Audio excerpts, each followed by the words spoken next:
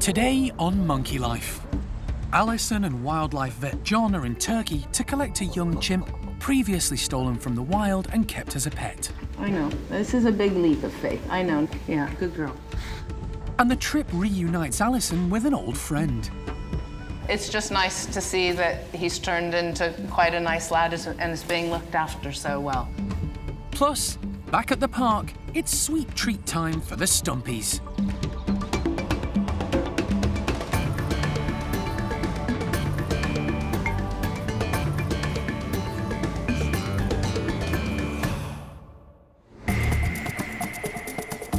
Monkey World in Dorset, buried deep in the English countryside, is the largest sanctuary of its kind on the planet. The team, led by Dr. Alison Cronin, rescue and rehabilitate abused and unwanted primates from all over the world. Now we just have to get them loaded up in the van and we're back to Dorset. So far, so good. The park provides a home for more than 250 monkeys and apes from 22 different species.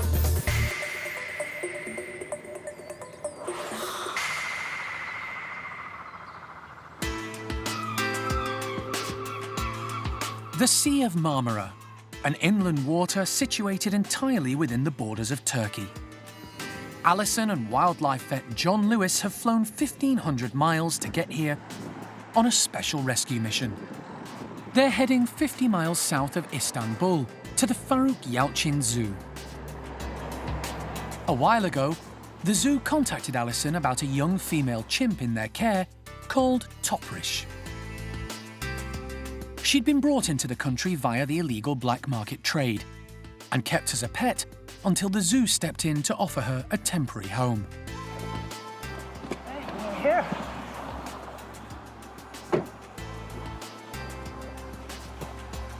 Alison is here to bring the chimp back to Monkey World, where she can live out her days with others of her own kind. Topish is like quite a few other chimpanzees that I've been aware of over the years. She was smuggled from the wild.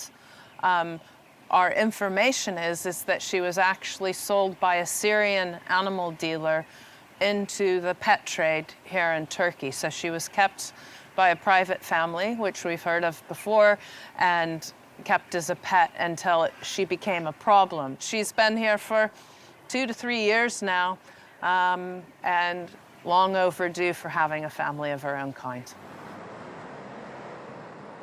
The Faruk Yalcin Zoo was set up 28 years ago and now cares for more than 3,000 animals, including some species under threat of extinction. They do have chimpanzees of their own, but unfortunately, they don't have the facilities or experience to introduce new chimps into an already established group. Because of this, Topish has been living on her own, although in the same ape house, so she has been able to see and hear other chimpanzees. Oh, skinny girl. Alison is keen to get her first good look at Topish, who, at around 8 years of age, is still a relatively young female. I know. This is a big leap of faith. I know. Not, oh, you wanted to go for the eyes. Yeah. No, I'm not really on for that. Yeah, good girl. Beautiful young lady, a little bit smaller than sort of I could tell from the pictures. It's always hard to sort of judge and so on, but, you know, clearly desperate for attention, wants to engage, has had the attention and company of I don't know how many people here at the zoo, but, you know, like any of the chimpanzees, most important thing from them is companionship of their own kind. So, really, yeah, we need to get you back and doing all of this with the other chimps. Do I have something up my nose? You need to get right up in there. I know, you're a good girl. You're a good girl.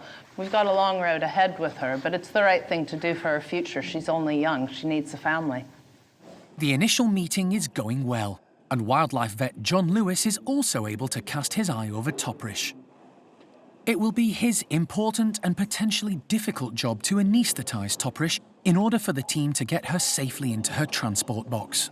Whether we can hand inject her, I don't know. I mean, she looks as if she would be trainable because she lets the keepers scratch her when her arm is pushed against the frame or even her backside. So that would be possible, I'm sure, to hand inject her. But she's, nice calm little chimp, which for me, that's good. John's main objective is to keep the move as stress-free as possible for the young chimp. A hand injection, rather than the more traumatic blowpipe method, is the best solution, and he's cautiously optimistic. Does she get very emotional about things ever? Okay, so No, maybe she would take maybe. the injection. Well, we can discuss it in there, but this is very promising. And you're pinching. Poking, finding muscle groups. Oh, there's a bit of bone. Oh, good girl. We'll see, we'll see. That's a good start, girl, isn't it? Yeah, let's try it. It's better than having a blowpipe. The travel box to transport Topish back to the UK arrived in Turkey from Monkey World last week. But Alison still wants to check everything is secure for the long journey ahead. No, rock solid. Feeling pretty happy with that. Everything seems in order. Alison has another mission in mind at the zoo. She wants to see someone she first met almost 20 years ago.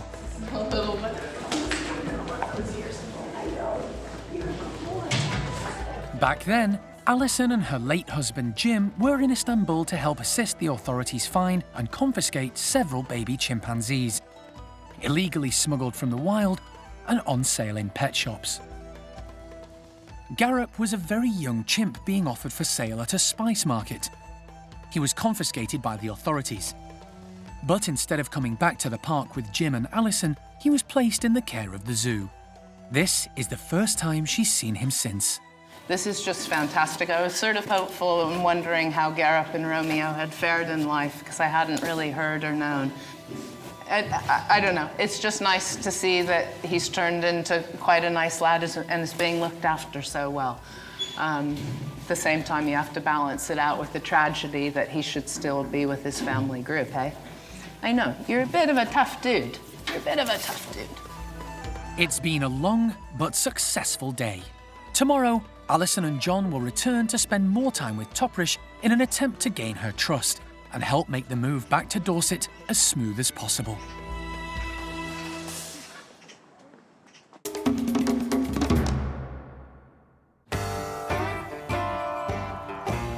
Summer has well and truly arrived at the park, and over at Hananya's enclosure, the chimps are feeling the heat. The stifling temperatures have put the brakes on this normally energetic group. Everything is being conducted at a far slower pace. Even the morning patrol is a sedate affair, with leader Hananya having to pause to see where the rest of his troop have got to. The arrival of breakfast does liven things up a bit, for a while.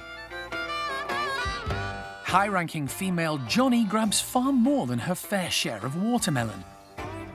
But being at the top of the pecking order makes her confident no one will challenge her. Zeynep has definitely managed to get some of her 5 a day, leaving Hananya and Valerie with the leftovers. The intense heat is all too much for Shamak. He heads to the pond to quench his thirst. But there's one member who's not letting the temperature bother her, and that's 5-year-old Thelma. Even in the sweltering heat, she's still a bundle of energy.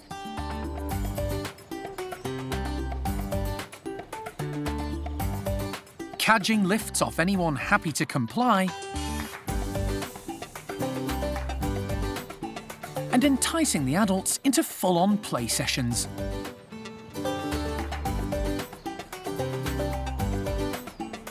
Today, it's Arthur's turn, but he doesn't mind. He absolutely adores Thelma and takes the responsibility of caring for her very seriously.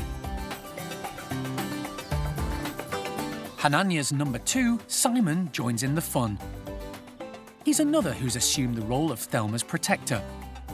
And the relationship between all 3 is great to see.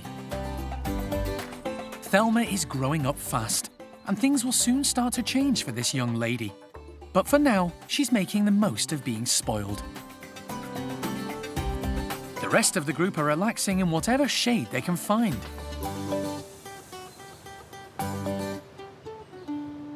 And eventually, even Thelma's energy levels run dry, and she takes time to rest and recharge.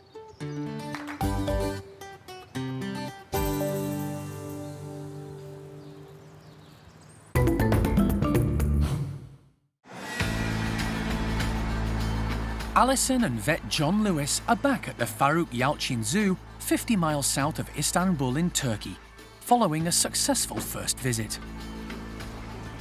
So, just coming in for day number 2 at the zoo, and today is John's veterinary day. We got to check out all of the gear and make sure everything's ready and see the chimps again. They're here on a second visit to see young female chimp Topish, with the intention of taking her back to Monkey World. It's hoped she'll integrate into what was Paddy's group and finally be able to live with her own kind. 8-year-old Topish has been at the zoo for more than 2 years. She was handed over when her private owner, who kept her as a house pet, couldn't handle her anymore. She's fairly calm around people, so John is hoping she'll take an injection by hand when he has to anesthetize her to put her in the travel box. But he's preparing for all eventualities. That's blowpipe. What's your blowpipe like? Ah. And is she afraid of that? No. Really? I wonder why.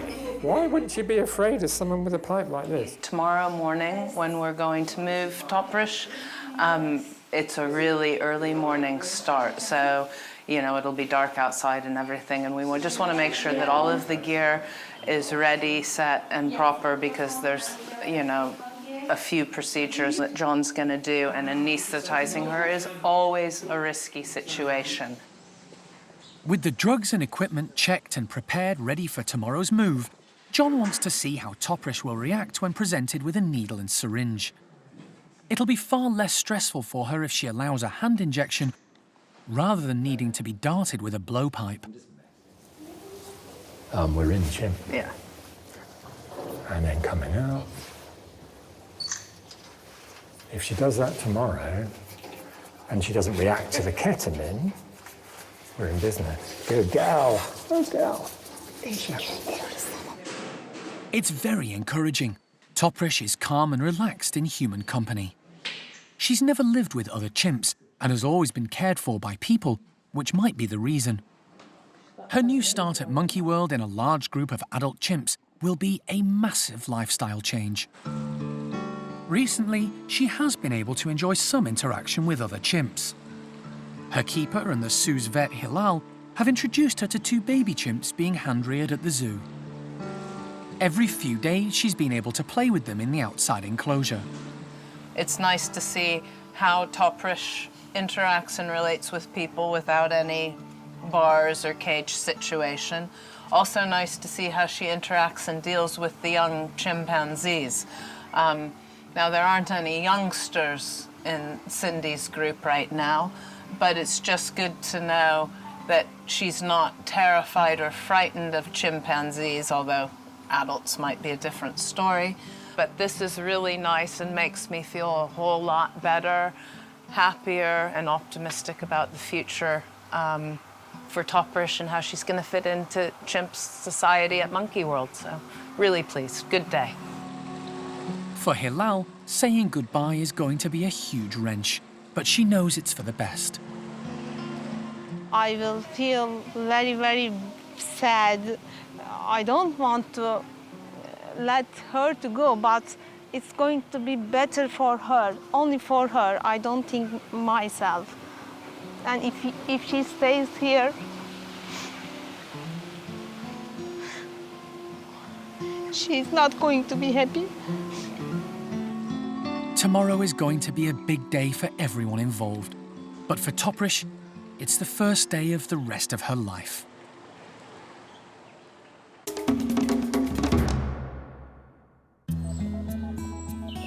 Back at the park's Stumpy enclosure, staff are preparing a seasonal afternoon meal for the 10 primates who make up the group.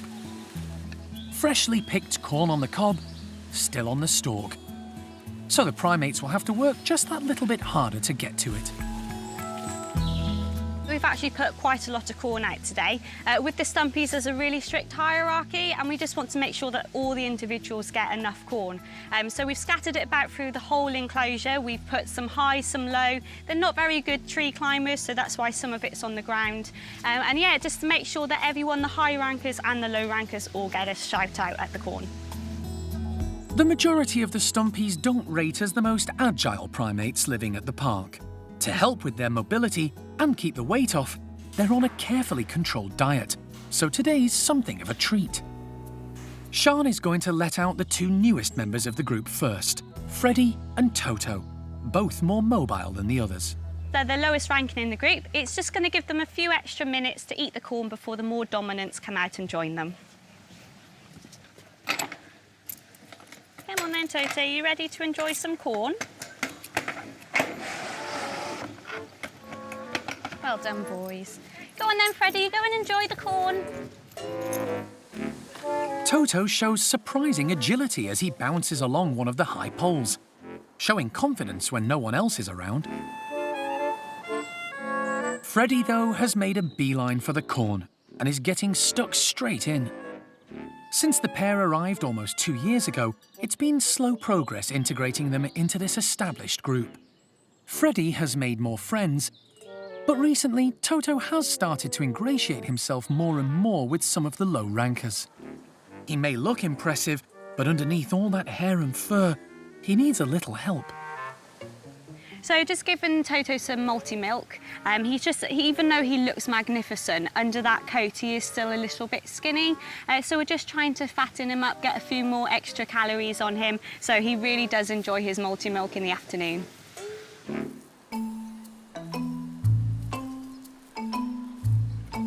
The rest of the group are let out, and immediately Toto keeps his distance from the more dominant members. He needn't have worried. All they're interested in is the food. Leader Sam makes short work of one stalk, while Sylvie and Kelly surround themselves with a mass of corn to tuck into. Flo makes full use of her cheek pouches, storing enough food for a snack later on. And even Toto is relaxed enough to eat near the rest of the group, although he keeps a watchful eye out. It's great to see Maureen tucking in too. She's recently recovered from a long and complicated dental procedure, which seems to have worked well. She's recovering slowly but surely, and we're seeing some really good progress. She's starting to eat more, she's pouching on both sides, which is a really good indication that the operation has worked. So there still might be a few dental issues. We're keeping a close eye on her, but she was even outside today enjoying the corn scatter.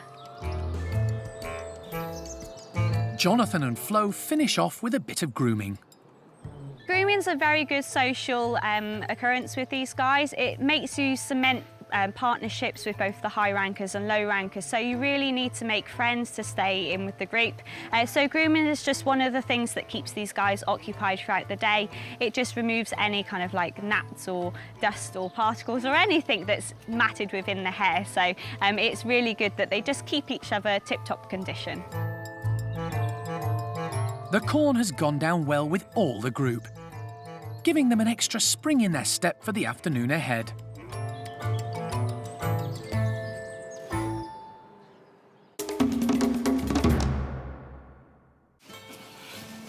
Good morning.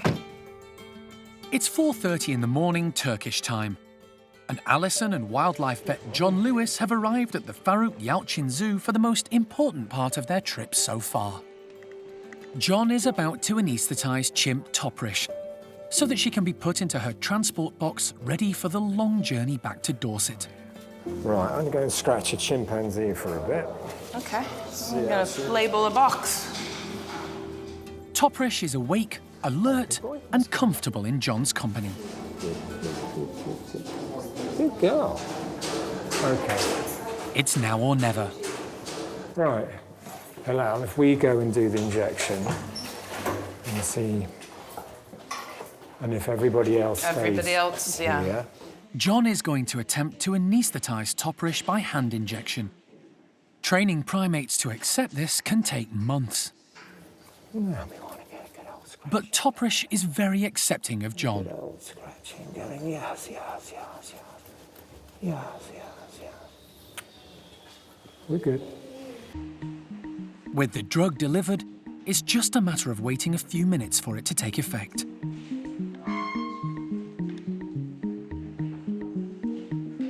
As soon as John is satisfied that she's under, he can get to work.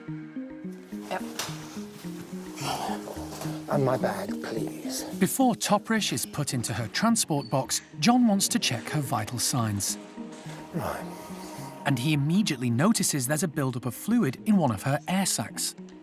So I think we will, A, speed this up as much as possible.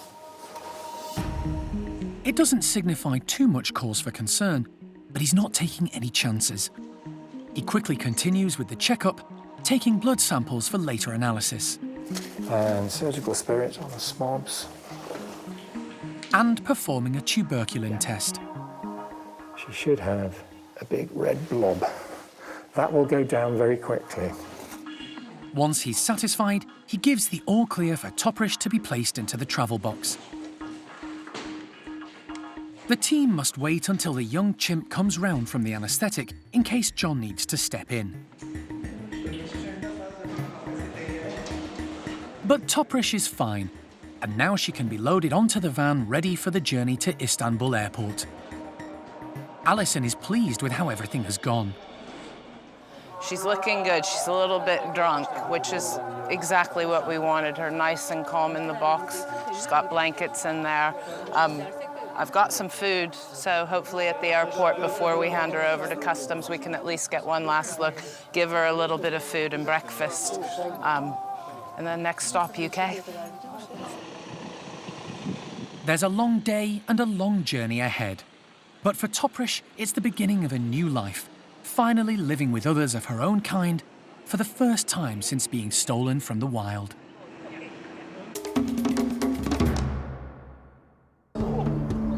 Next time on Monkey Life. Alison arrives back at the park with rescued chimpanzee Topish, and the team are there to greet her. Hey, Topish. Hey, you. You're a good girl. And Marmoset Freya shows she's well on the way to a full recovery.